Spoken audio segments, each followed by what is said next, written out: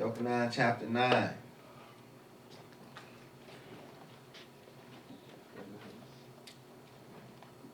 Verses 1 through 3 says, And as Yahushua passed by, he saw a man which was blind from his birth.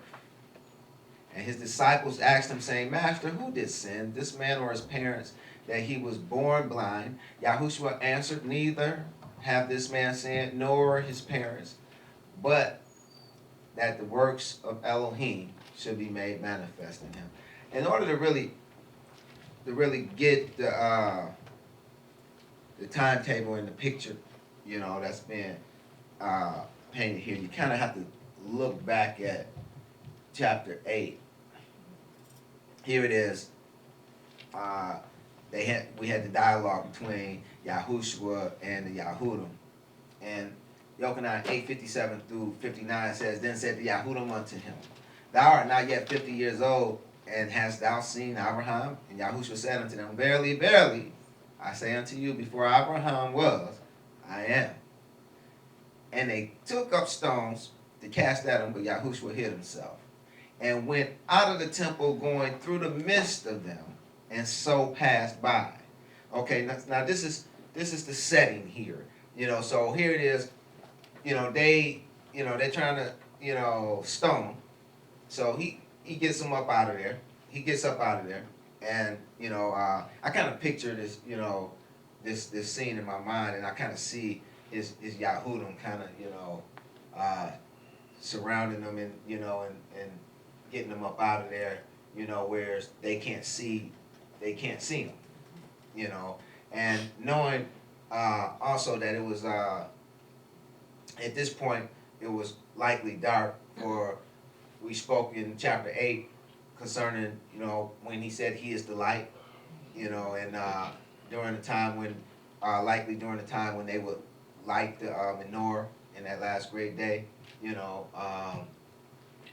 so taking into account that it's probably dark, it would have been easy for him to get away through the crowd, especially with his Talmudim, his Yahudim, around him. They wouldn't have known which way he went, because they could have effectively created a wall to block their sight. Okay, so yeah, Jordan. Yeah, it's fascinating how that I am was looked upon correctly as a divine emblem. Oh yeah, they recognize that as him making himself equal of Elohim himself, actually. Yeah, an interesting thing too is that although in the Greek it says ego eimi, but it goes back to the Hebrew hayah, and you think of what they said to him, what the believers and the crowds would say to him. This in Greek, Hosanna is really Hayah Shalom. They were in effect, by saying Hayah Shalom, they're saying, they're admitting and realizing that he was the, God in the flesh. Absolutely. Yeah. Absolutely, and that's why the Pharisees and scribes was telling them, "Do you hear what he's saying? Tell him not to say that." But we're getting ahead of ourselves. That's coming up in the chapters to come. But yeah. If you look at verse 58, it seems as though he would say, Verily, verily, I say unto you, before Abraham was, I was. But he don't say I was. He says I am. So he's speaking directly. He letting them know, who he is, that he is Elohim. And they understood that. That's why they took up the stones to cast at him. But now pay close attention to the word. And it says, but Yahushua hid himself, and went out of the temple, going through the midst of them, and so passed by. Now we pick up in chapter 9, it says, And as Yahushua, what? Passed by. He saw a man which was blind from his birth. So now here it is, he's actually, fleeing to keep from getting stoned, when he runs into this guy. He backs up. And, as he passed by, getting away from those who want to stone him, he saw a man which was blind from his birth. And the disciples asked him, saying, Master, who did sin, this man or his parents, that he was born blind? And Yahushua answered, Neither have this man sinned nor his parents, but that the works of Elohim should be made manifest. Now, Yahushua's disciples undoubtedly thought that this man had sinned due to Yahushua's comment after he healed the impotent man in chapter 5. Of course, them being with him, his disciples being with him, when he healed the impotent man, when he found the impotent man, he said in Yochanan 5:14, it says, afterward Yahushua findeth him in the temple, and said unto him, behold, thou art made whole, sin no more, lest a worse thing come unto thee. Thereby showing that the reason that his impotence was upon him to begin with was because of his sin. So it only makes sense that when they see this guy, they ask the Messiah, well, he was born blind. So who sinned, him or his parents? Why is he born blind? Now, to really understand this, you need to understand the mindset of the doctrine that was propagated during that time. The Pharisees, they actually thought that, it was possible for a child to sin in the womb.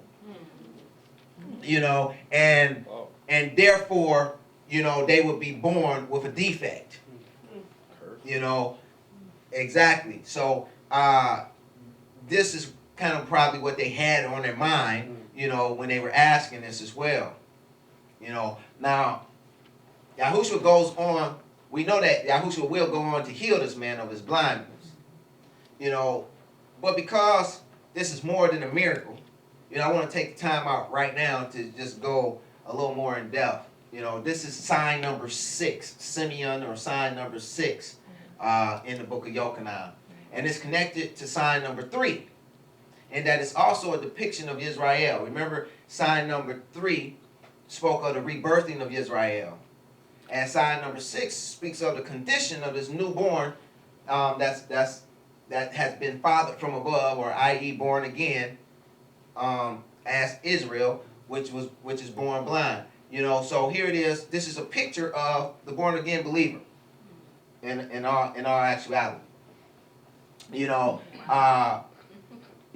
First we see the rebirthing process with the sign number 3, the impotent man Israel that was, for 38 years they had to stay in the wilderness, and then, Yah heals them, and then when he heals them, immediately he goes off to war.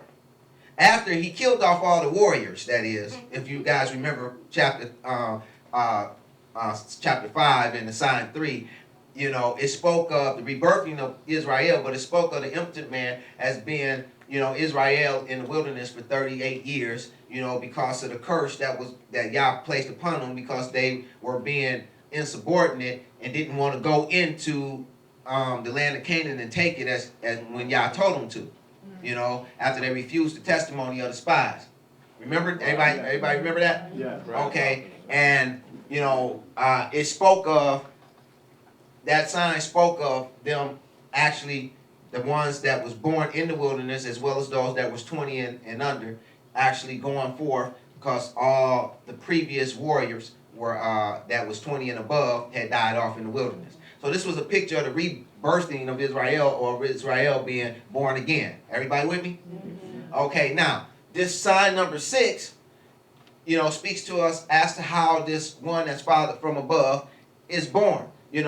We are born again, we're fathered from above, but we're born blind. Hence, we fight not against flesh and blood, but against principalities, powers, rulers of darkness in this world, and wickedness in high places, right? Yeah. Anybody ever seen a principality, a power, a ruler of darkness, or wickedness in high places? They're invisible. Right. We can't see them. Right. Why can't we see them? Because we're blind.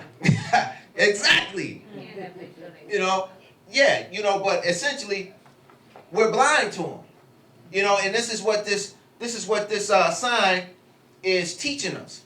It's teaching us that we're born blind, but that blindness will be healed.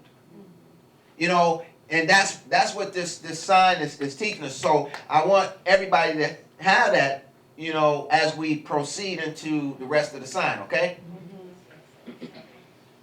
Yochanan chapter 9, verses 4 and 5, it says, I must work the works of him that sent me while it is day. The night cometh when no man can work. As long as I am in the world, I am the light of the world. Now, again, you know, now this makes perfect sense, him saying this, you know, before he does this sign, because as we considered in Yochanan 9, 1 through 3, after looking at Yochanan 8, at the end of 8, we see that he's actually, you know, fleeing for his life, you know, and in the midst of fleeing for his life, you see this guy that's blind from birth, and he stops, you know, and I'm sure his disciples are looking like, what are you stopping for? You know, they trying to kill you, you know, but he says, I must work the works of him that sent me while it is day. The night cometh when no man can work. As long as I am in the world, I am the light of the world. Now, you know, I got to give thanks and praises to Yah, because, you know, this verse gave me trouble. It gave me trouble, you know, for years. You know, and Yah is awesome like that. You know, it be verses that, you know, have troubled me for some time. And then when Yah actually, you know, causes us to study one of these books, and one of those verses that I've been asking for revelation on for a length of time, when I get to it, he gives me the revelation. And, you know, and I just thank him for that, because he done it with this as well. But to properly understand this passage, we must first define some essential terms. You know, what is day? Anybody? Scriptural definition of day. Okay, that was too hard. What is light? Absence of darkness. The word. Still nothing coming to mind, huh? Okay, what is night? Absence of light. Darkness. Yes. Darkness. Out of the mouth of babes. You know. Genesis 1:5 says, way back at the beginning, Genesis 1:5 says, and Elohim called the light day. So what is light? Day. What is day? Light. And he called the darkness night. So what is night? Darkness. And darkness is what? Night. All right. Okay, so now we're gonna take those synonymous terms and we're gonna just insert them right into the verse, and we're gonna see how it reads now.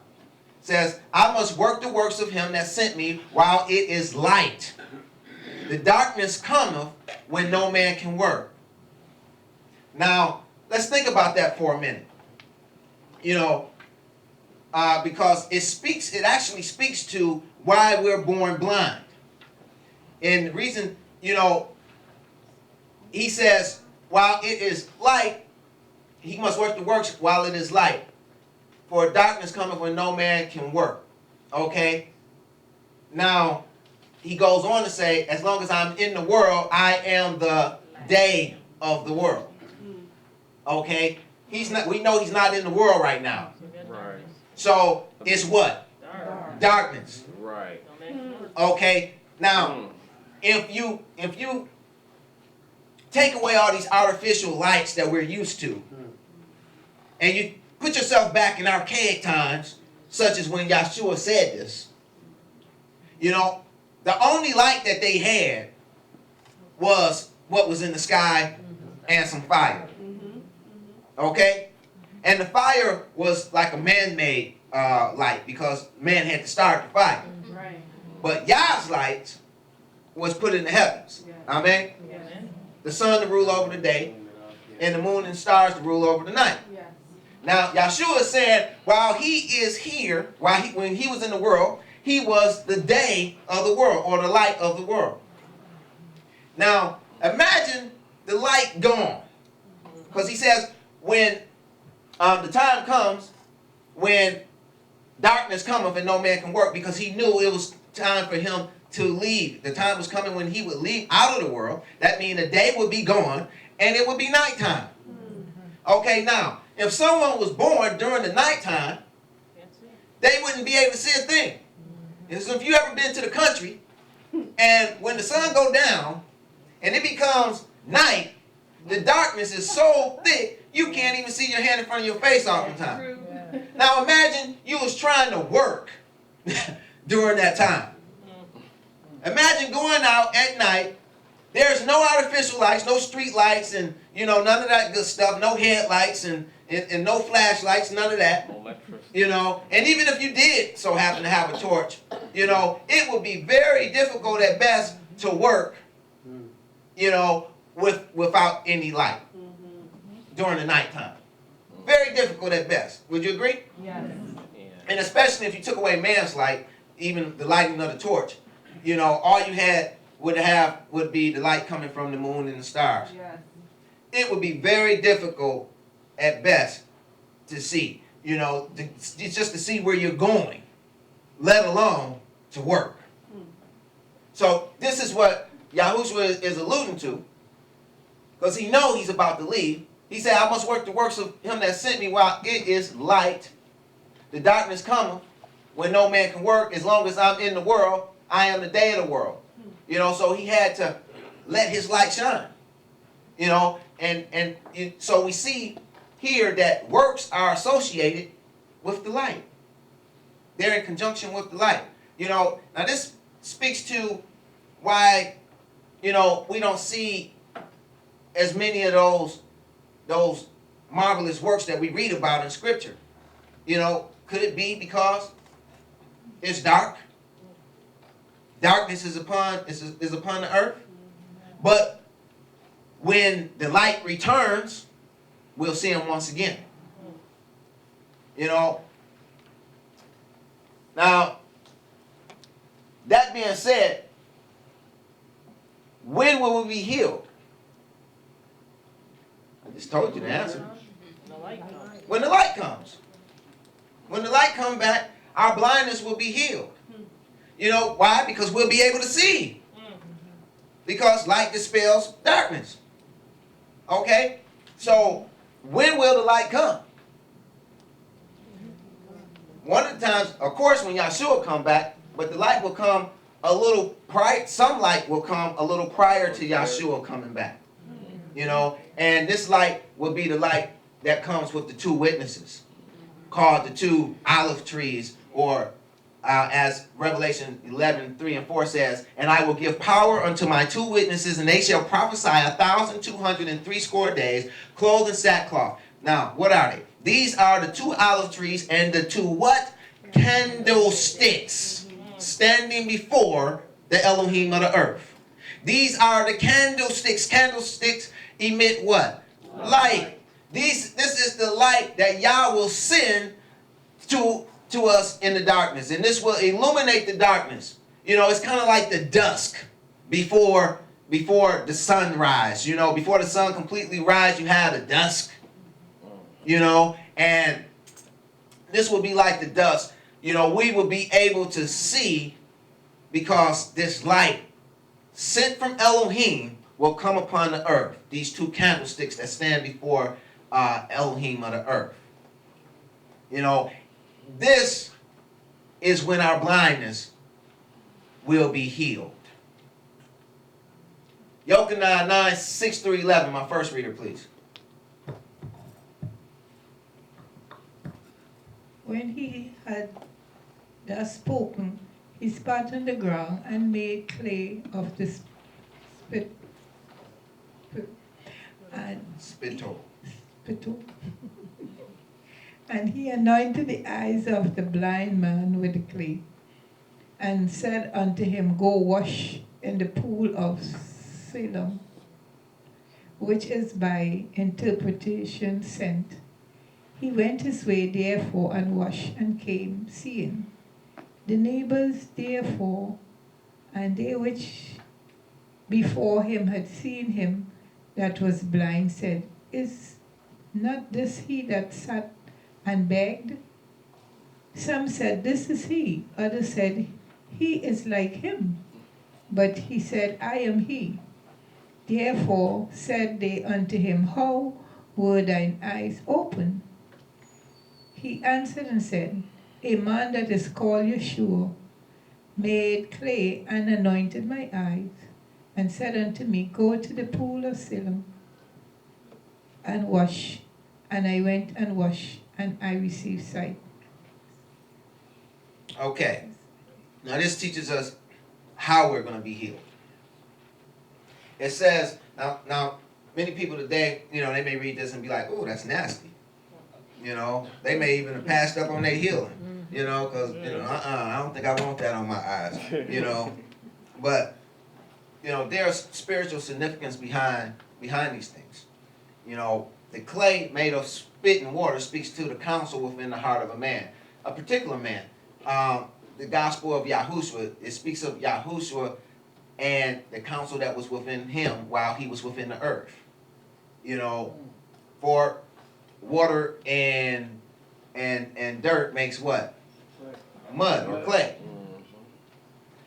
Proverbs 20 verse 5 teaches us counsel in the heart of a man is like deep water, but a man of understanding will draw it out. Now, this is exactly what Yahshua is actually doing to this man to heal him. You know, he takes himself, you know, he takes what comes out of his mouth, which speaks of his counsel, his word, his sayings, his commandments, and he put it in dirt, you know, which speaks of his flesh body, and he anoint the guy's eyes with it. You know, okay, so this is all the guys see. You know, this is just like us born blind. You know, this is all, we're fathered from above, but we're born blind, we're born in the darkness. All we see, all that's on our eyes is Yahshua. That's all that should be on there anyhow. You know, it's Yahshua, his words, his sayings, his commandments for our life. That's the only thing that should be upon our eyes. Amen? Okay. Now he tells them, he says, go wash in the pool of Siloam, which is by interpretation sin. Now, this is just,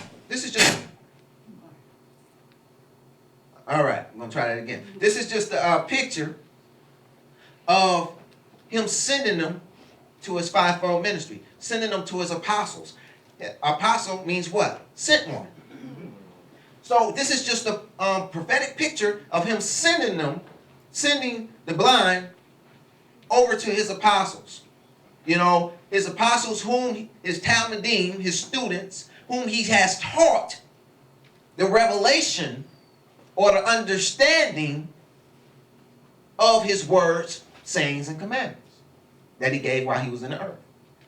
Everybody see that? Everybody with me? Yes. Deshaun? I want to ask a question.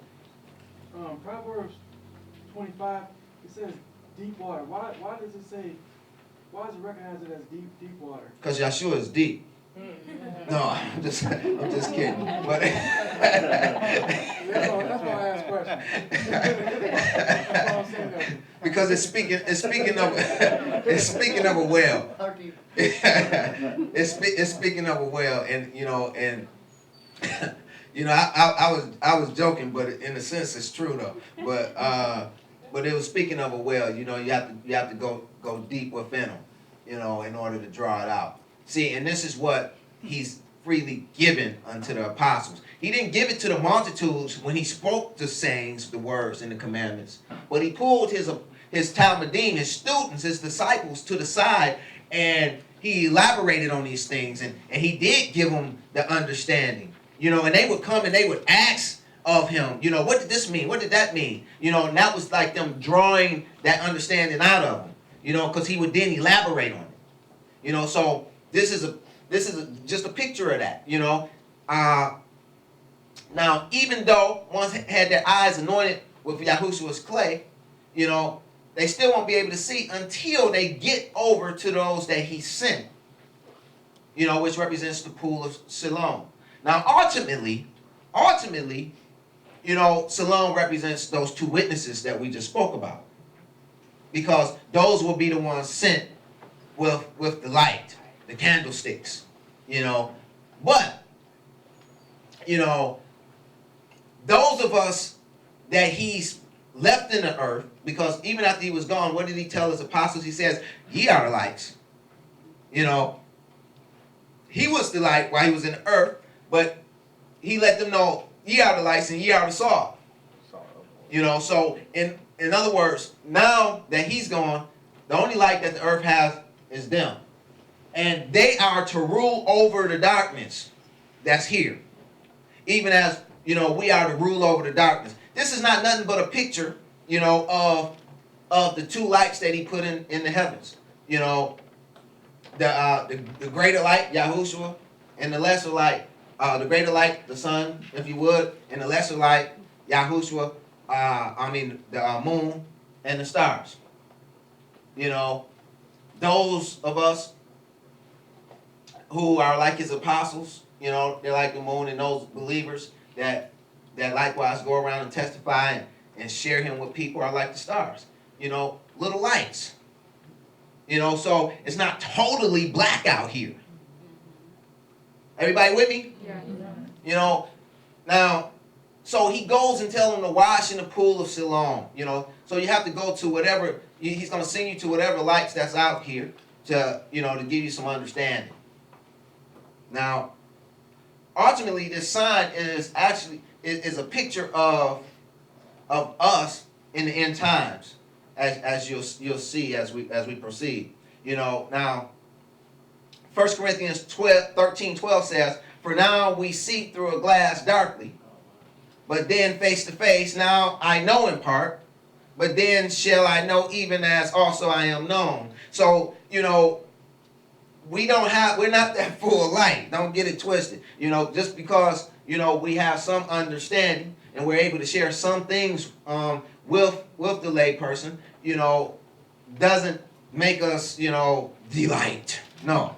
You know, we have a little, we're just little lights, you know, just as the stars, you know, reflect the light of the sun. You know, the stars and the moon reflect the light of the sun. You know, Yahushua is that light.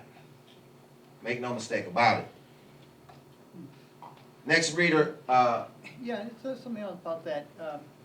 I had read one time in a health magazine that they supposed that in that mud that was put on the man's eyes was a certain combination of minerals that somehow healed his eyes or some such thing. But if I remember right, there was another healing of another blind man where he didn't use mud. Just told him to go and wash. So it wasn't something in the mud that healed him. And it'd be interesting, I haven't looked into that, if that's the case, what the different circumstances were, why he would have used mud one time, not another. But beside that, the word mud there is the word pelos, which literally means potter's clay. Yes. And that ties in then with like the parable of the potter, two parables of the potter in Jeremiah 18 and 19. And, O house of Israel, can I not do with you as I do with this clay, and so forth. Absolutely. So yeah. there's a message in that also. Yeah, I looked at that, but you know, I think this is the greater message, because it's not, you know, it's not just a miracle, Yeah. but it's a sign of something else, you know, and this Simeon or sign is ultimately speaking to how it's going to be in these last days. How my next reader read Yochanan 9:12-17. Then said they unto him, Where is he? He said, I know not. They brought to the Pharisees him that aforetime was blind, and it was the Sabbath day when Yeshua made the clay and opened his eyes. Then again the Pharisees also asked him how he had received his sight. He said unto them, He put clay upon mine eyes, and I washed and do see. Therefore said some of the Pharisees, This man is not of Elohim, because he keepeth not the Sabbath day. Others said, How can a man that is a sinner do such miracles? And there was a division among them. They say unto the blind man again, What sayest thou of him, that he hath opened thine eyes? He said, He is a prophet. Okay, we see in verse 14, as well as in verse 14, it speaks of it being the Sabbath day. It says it, and it was the Sabbath day when Yahushua made the clay and opened his eyes. You know, this speaks to our timeline. You know, for it speaks to the Sabbath day, if you would. You know, the day of Yahushua. And if when we go back over sign number 3, we'll see that the impotent man was also healed on the Sabbath day. Now, so there's a natural progression that's going on in these two signs, you know. And the sign number 3 spoke to the time when Yahushua was actually there, when he was in the world, in the flesh, and what will become of those that was there with him, you know. And that's exactly what happened. We seen, you know, they were fathered from above, i.e. born again, and we see this great Christian movement or revival. Now I can't say revival, but revival of Israel, if you would. And we see the result of it now today. Over 2 billion people, you know, profess to be Christians. Okay, now it says that this will happen on the Sabbath day. This speaks to the time frame of when Yahushua will come back on his day, when we'll be healed. You know, when he'll put this clay upon our eyes as a whole, and we'll be healed. And we'll go to Siloam, and we'll be washed, and we'll be able to see. We already spoke to that symbolism. You know. Now, with that in mind, let us consider the dialogue betwixt the Pharisees and the parents of the blind man that was healed, as well as the blind man, because this speaks to how it's going to be when that time happens for us. It says in verse 16, this man is not of Elohim, because he keepeth not the Sabbath day. How can a man that is a sinner do such miracles? You know, this man is not of Elohim. Now you have to understand that in the last days, during this time, there will be one in the temple claiming to be Elohim. That all the world will be deceived. You know, there'll be who received the mark of the beast, those that accept the mark of the beast and everything. They're going to be upholding this guy as Elohim. They're going to be trusting that he is in fact Elohim. So, you know, when they say this man is not of Elohim, they're not going to be talking about Yah. They're going to be talking about the guy who's in office, you know, claiming to be Elohim, you know, and speaking against everything that is and of Elohim. And it go on to say, you know, you're going against the Sabbath day or going against his rules, you know, you got to be a sinner. And they say unto the blind man, what sayest thou of him that have opened the eyes? And he said, he is a prophet. You know, even as he was that prophet that was like unto Moshe. Next reader, verses 18 through 23. But the Jews did not believe concerning him that he had been blind and received his sight until they called the parents of him that had received his sight, and they asked them, saying, is this your son who ye say was born blind, and then thou he now see?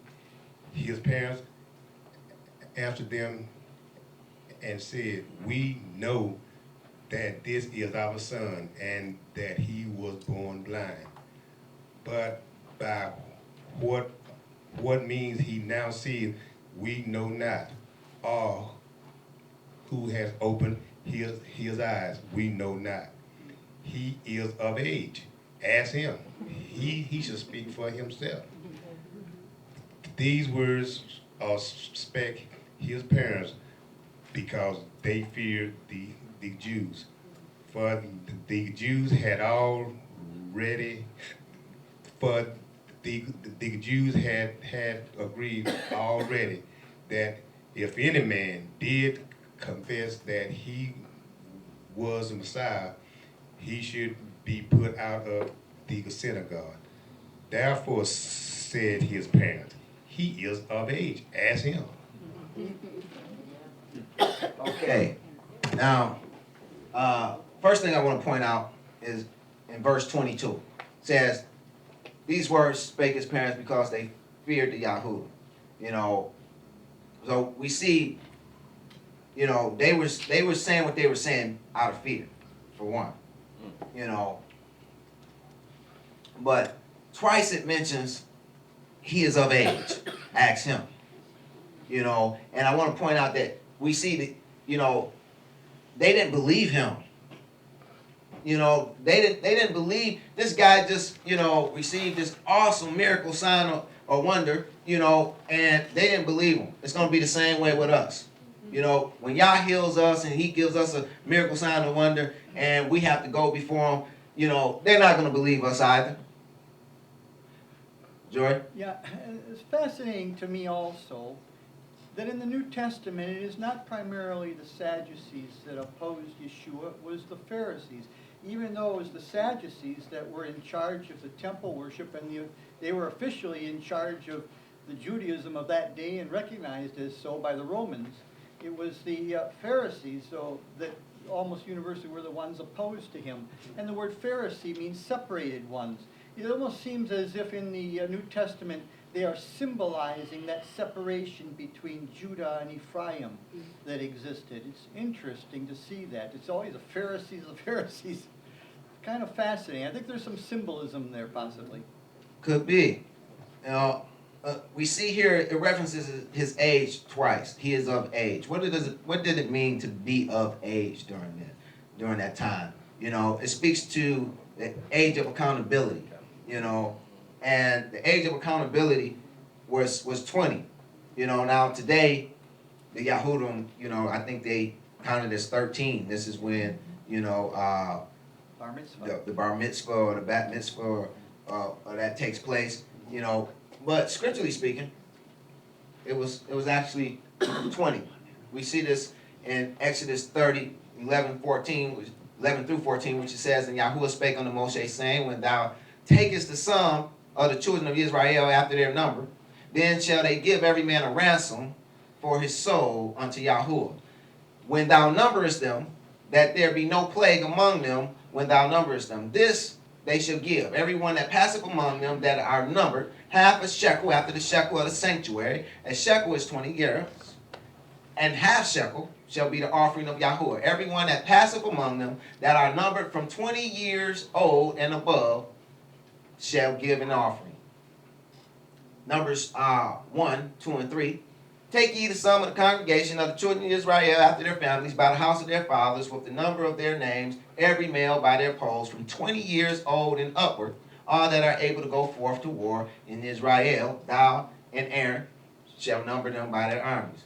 And Numbers 14:29, your carcasses shall fall in this wilderness. This is the curse for them being insubordinate. And all that were numbered of you according to your whole number from 20 years old and upward, which have murmured against me. You know, these all were, of course, cursed to die in the wilderness. But you see, the number of accountability where they were held liable for their actions was 20 years old. You know, and particularly interesting, you know, I found, you know, in Exodus 30, verses 11 through 14, we see that every man that then shall they give every man a ransom for his soul unto Yahuwah. You know, and you know, I found this particularly interesting because the price for their life had just been paid with the Passover. You know, whereas death passed over them, and they came out of Egypt into the wilderness, and now they're into the wilderness, and they just received Yah's teachings and instructions, i.e. the 10 Commandments, you know, and now they have to pay another ransom, you know, and this other ransom, you know, speaks of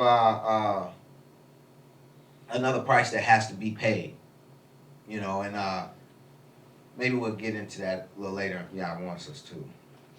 But right now, it's I wanted to point out that 20 being the age of accountability, and 20 speaks of redemption, you know, and even though they were, as I was speaking on, even though they was redeemed with the Passover lamb, they still owe Yah a ransom.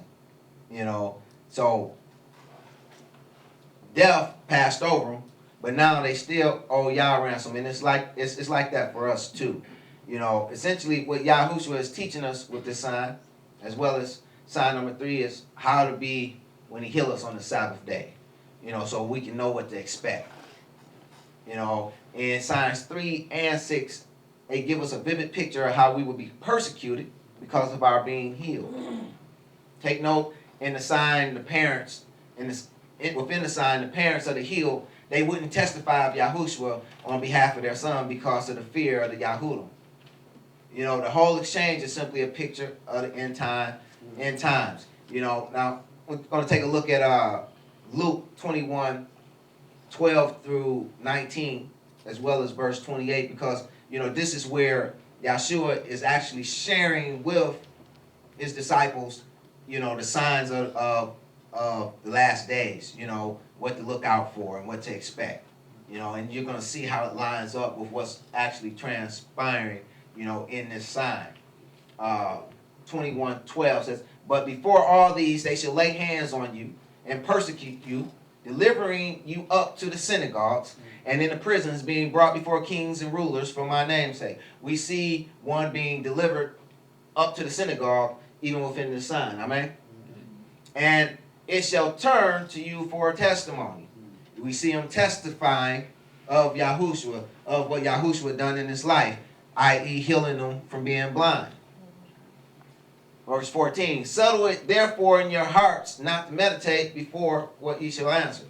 You know, we're given no indication that he actually meditated on what he was going to say before he got there. He was just healed. He say, "I see." You know, verse 15, "For I will give you a mouth and wisdom which all your adversaries shall not be able to gainsay or resist." And we're gonna see that Yah actually did give him just that. "And ye shall be betrayed, both by parents and brethren and kinfolks and friends, and some of you shall they cause to be put to death. And ye shall be hated of all men for my name's sake, but there shall not a hair of your head perish. And your patience possesses your souls." Now, when you see that, first thing should pop in your head is Revelations, where it speaks of, here is the patience of the saints. You know, those who don't receive the mark of the beast, don't worship the image of the beast, and don't take the number of the beast.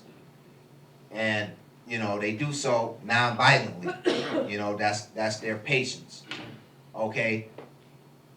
But we see here how it says in verse 16, "And ye shall be betrayed both by parents and by brethren, kinfolks, and friends." You know, just to touch on that a little bit more, I forgot to reference the word here, but when it says he should be put out of the synagogue, the word that they translate that from means not just put out of the synagogue, but it was like you was to be ostracized out of the house of Israel. It was like you would be like a leper almost. You know, they outed you, you know, completely. You know, and so the parents, you know, feared this. Now, if you think about this, in the sense of the last days, when the beast prevails upon the earth and is forcing people to, or not forcing people, but, you know, hearkening unto people to take the mark and to worship the beast, it tells us that those who don't do so, who don't receive the mark, won't be able to buy or sell. Now, you can see parents and kinfolks and brethren put in the same position, you know, knowing that, you know, if they're kicked out of this society, so to speak, and they're not allowed to buy or sell, there's not going to be anyone that they can buy from or sell to. You know, you can see the immense pressure that would be on someone, you know, to take that mark. You know, and, you know, it's likened here with these parents because they feared the Yahudim. because they already agreed. They agreed already that if any man confessed that he was Messiah, they should be put out of the synagogue. So that they knew, they undoubtedly knew that Yahshua had healed them, but they wasn't going to speak to that. They wasn't going to testify of him on their son's behalf out of that fear. It's going to be likewise during the last times, when those who don't receive the mark won't be able to buy or sell. Now here it is, you don't receive the mark, but because, you testify of Yahushua, speak to something else being Elohim besides this fake or phony that's in the temple claiming to be Elohim, you still get put out. So, and here it is, your child is at stake, what are you going to do? Many of them are going to turn us in. That's what they're going to do. That's what the word say they're going to do. But this is just a picture of that. And in large part, I'm just going to mention it. In large part, that half shekel that we have to pay speaks to our testimony. That speaks to our testimony. That's, those who are rich don't pay more. Those who are poor don't pay less. That speaks to our testimony. We overcome by the blood of the Lamb, the Passover Lamb, and by the word of our testimony. That's what we owe Yah, that we have to pay him for our redemption. And we see here, even though we're already redeemed, Yahshua redeemed us. Yes, he was the Passover Lamb, but you still have to pay a ransom. You still have to endure another redemption, such as this one that's spoken of here in Exodus 30, 11 through 14, and is alluded to here in Luke 21, 28. It says, when these things begin to come to pass, then look up, and it's speaking about, again, the last days before Yahshua come back. Then look up and lift up your heads, for your redemption draweth nigh. This is what you're going to have to do. You're going to have to testify of Yahushua. And for these people who so happen to live during this time, they're going to have to testify of him during the worst time the world has ever seen, when everyone is against them. And it's going to be real similar to the time the apostles had to testify of him, because essentially the whole world was against them then. Next reader, Yochanan 9, 24 through 31. Then again called they the man that was blind, and said unto him, Give Elohim the praise. We know that this man is a sinner. He answered and said, Whether he be a sinner or no, I know not. One thing I know, that whereas I was blind, now I see. Then said they to him again, What did he do to thee? How opened he thine eyes? He answered them, I have told you already, and ye did not hear. Wherefore would ye hear it again? Will ye also be his disciples? Then they reviled him and said, Thou art his disciple, but we are Moshe's disciples. We know that Elohim spake unto Moshe, As for this fellow, we know not from whence he is. The man answered and said unto them, Why herein is a marvelous thing, that ye know not from whence he is, and yet he hath opened mine eyes. Now we know that Elohim heareth not sinners, but if any man be a worshipper of Elohim, and doeth his will, him he heareth. Hallelujah. All right, now, they say give Elohim the praise. Again, during these last days, they're going to be, looking at someone else as Elohim. And truly we know that Yahushua was Elohim even at the time that this was recorded. And they're saying give Elohim the praise. My man was giving Elohim the praise. Amen. They go on to say we know that this man is a sinner.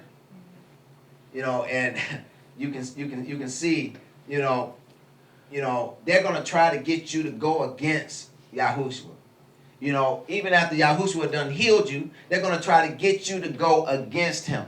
You know, and you have to have the attitude, you know, of this guy that was just healed from his blindness. Because you will be healed from your blindness, and you will understand, because you'll be able to see, you'll be able to perceive and understand the word and the things of Elohim and the times that you're in. You'll be able to understand, and you will stand firm. And this is why we see him saying, whether he be a sinner or no, I know not. One thing I know, that's whereas I was blind, now I see. You can't take that from them. You can't take that from somebody who was blind and now they see. You know, likewise with those in the end times that eyes are open, they will know and understand what's going on. You won't be able to sway them from that understanding. They will know. Just as much as this guy knew that he see now where he was blind, we will know what's going on and we will understand. You know, and this is like really big, you know, because you're not gonna, you know, be deceived into taking the mark. You're gonna know exactly what's going on. So if you take it, it's because of your disbelief. You know, it's gonna be because of your disbelief. It's gonna be because you chose the other route. You know, you chose the way of the many. You know, but here it is. We see this guy standing strong, and they claim to be Moses' disciples. We know Moses was a man. You know, we're disciples of the Most High El. Now, with verse 31, I want you to think about that in conjunction with what it says here in Luke 21:15. For I will give you a mouth and wisdom, which all your adversaries shall not be able to gainsay or resist. Now, let's go back and read that again. It says, Yochanan 9:31, now we know that Elohim heareth not sinners. This is the blind man speaking, the unlearned guy. But if any man be a worshiper of Elohim and doeth his will, him he heareth. They couldn't refute that. There's nothing they could say against that. The wisdom of his words stood so strong that it just irritated them. Because they couldn't come up against it. You know, and they began to revile him. Verse 32, since the world began, he goes on. Since the world began, was it not heard that any man opened the eyes of one that was blind? If this man were not of Elohim, he could do nothing. They couldn't refute any of that. They couldn't refute any of that. Let me read it all together. Now we know that Elohim heareth not sinners, but if any man be a worshiper of Elohim and doeth his will, him he heareth. Since the world began, was it not heard that any man opened the eyes of one that was blind? If this man were not of Elohim, he could do nothing. There was nothing that they could do with this wisdom. They couldn't refute it. They couldn't attest it. You know, they just had to lump it. You know, and so they got upset. They answered and said unto him, thou wast altogether born in sins. And doest thou teach us? And they cast him out. Now, this word cast out here is different than the one that we read about in 22, in verse 22, 9:22. The word cast out here doesn't mean cast out of all Israel. It just means they threw him out of the temple.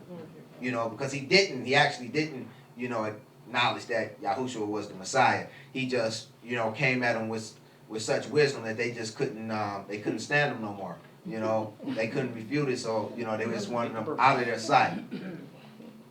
Jory, you had a comment? Well, yeah, just one thing there about that, give the glory to Elohim. The sad irony about it is that their descendants today, Jewish millennials born since 1980, the new Pew Research study says that these Jewish millennials are 1/3 of them are atheists. And, you know, that 32% to be exact. So not worshiping Elohim, they're worshiping Mammon. Material things, money, wealth, sports, all sorts of things are people's gods. And it's sad today that we have so much of that. They are worshiping other gods. And Mammon was a thing they were worshiping, many were worshiping in that day. It's even worse today. Absolutely. So we see they can't refute anything this guy is saying, so they just begin to revile him. You know, they talk about him and kick him out of the temple. But then we see something that's really awesome, because this speaks to us. You know, now we know in our actuality in the end times when they throw him out, you know, they're gonna kill him. You know, but here in verse 35, chapter 9, Yahushua heard that they cast him out, and when he had found him. One thing that you'll notice, we're going to go more in depth when we review these two together, but in the sign number 3 as well as sign number 6, you'll notice that with both Simeons, with both signs of the impotent man as well as this guy that was born blind, Yah went and sought them. Yes, yes. He went and sought them. They didn't come looking for him. He went and sought them and healed them. And afterwards, after he healed them and after they went through the persecution, you know, from the powers that be, he went back and found them. Yes. They didn't come to him. They didn't go, well, they done kicked us out of the temple now. I might as well go find the one that healed me. No, he went and found them. And that's real big. That's real big, because, you know, if someone told you, you know, hey, go out and find Yahshua right now, you know, you wouldn't even know where to begin to look. But you don't have to worry about that, because when we do what we're supposed to do and we stand strong, he's going to find us. He's going to find us. And he said unto him, doest thou believe on the Son of Elohim? And he answered and said, who is he, Adonai, that I might believe on him? And Yahushua said unto him, thou hast both seen him, and it is he that talketh with thee. Whoa. And he said, Adonai, I believe. And he worshiped him. Man. You know, awesome. Awesome picture of the end times, you know. I love that. Verse 39, and Yahushua said, for judgment I am come into this world, that they which see me might see, and they which, for judgment I am come into this world, that they which see not might see, and they which see might be made blind. You know, this word judgment is krima, number 2917. And it means essentially a decision, the function or the effect for or against. You know, and this is why Yahushua came. He came to see who's for him and who's against him. He's came, you know, that you might decide who you're going to side with. You're going to side with the world, or you're going to side with him. You know, this is the reason he came, for judgment. He said he's coming to this world for a decision. He wants to know who you going to choose. You know, even as Moshe said, you know, I present before you life and death. Choose life. We know Yahushua is the way, the truth, and the life. Amen. So I tell you, even as Moshe did, choose life. And it goes on to say, and some of the Pharisees which are with him heard these words and said unto him, are we blind also? And Yahushua said unto them, if ye were blind, ye should have no sin. But now ye say we see, therefore your sin remaineth. See, because you know, you say you know, I'm gonna take you at your word. You say you see, you know, you perceive, you understand, I'm gonna take you at your word. So if you understand and you're still not doing right, then you know you deserve what's coming to you. But if you're blind and you stumble, you know, I have compassion on you. I have mercy on you. I'm going to heal your blindness so that you can see what you're doing, so that you can choose life. Right. You know, so those that believed they could see, they were actually blind, and the one that was blind, you know, was made to see. This is the reason that he came here. You know, for those of us that are blind to the ways of Elohim, for us to know, so that we can choose him. I'm done. Jory, you had a comment? Yes, and certainly there's a spiritual interpretation of this, but it also is a very pointed, literal prophecy as well. The people who were not seeing but would see, he's talking here about the two houses of Israel. Ephraim, that was scattered in the Assyrian exile throughout the nations of the world, would believe and become followers of Yeshua. And those who were seeing, or literally it says those who were observing Torah would become blind. In other words, Judah, who was following Torah and thought they were doing everything right, rejected Yeshua and became blind.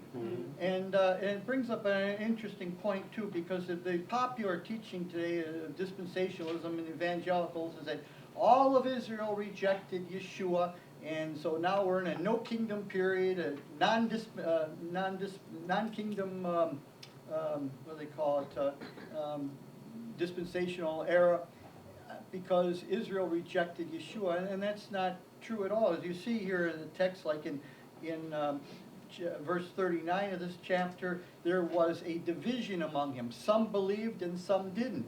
And we keep being told that over and over again. Chapter 7, verse 43, again it says there was a division over him. Some believed and some didn't. And you can read in the book of Acts, verse 6 chapters, about the great multitudes that followed and accepted him, even among the chief priests and the scribes. It's not at all true that all Israel rejected him, even today.